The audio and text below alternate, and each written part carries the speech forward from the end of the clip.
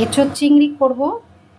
এঁচোড় আলু সেদ্ধ করে ভেজে নিয়েছি, চিংড়িও ভেজে নিয়েছি, আর মশলা কষছি।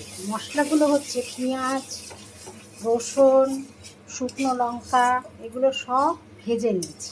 নিয়ে তারপরে পেঁয়াজ আদা সব একসঙ্গে বেটে দিয়েছি। নিয়ে এবার পেঁয়াজ তেলের মধ্যে অল্প গুঁড়ো তোমার হচ্ছে গরম মশলা দিয়েছি, দিয়ে তারপরে পেঁয়াজটা ছেড়ে দিয়েছি, দিয়ে ওটাকে ভেজে তারপরে বাকি মশলাগুলো দিয়ে ভালো করে কষছি। কষা হয়ে এসেছে, এবার এগুলো দিয়ে ভালো করে কষে জল ঢেলে দেবো। মশলাতে তেল ছেড়ে দিয়েছে, এবার এঁচোড় আর আলু ভেজে রেখেছিলাম এটা দিয়ে দিচ্ছি, দিয়ে এটাকে ভালো করে নেড়েছি। মানে এরপর তো আর বেশি এঁচোড় খাওয়া যাবে না, সব এবার কাঁঠার পেকে যাবে।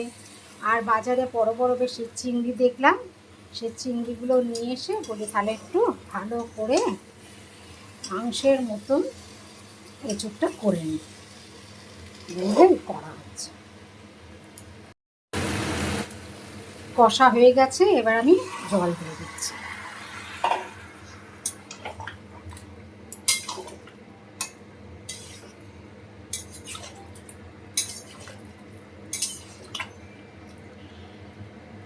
আর একটু জল দেব।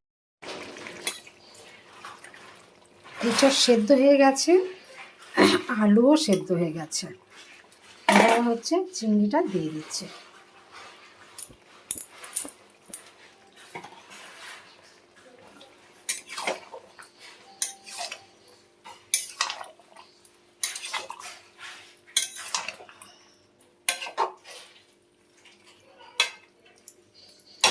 একটু ঢাকা দিয়ে দেব।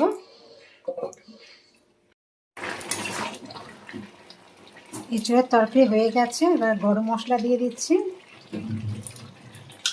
আর হচ্ছে ঘি দিয়ে দিচ্ছি।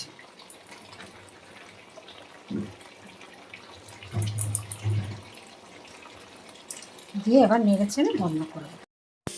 এঁচোড় চিংড়ির রেসিপি কমপ্লিট।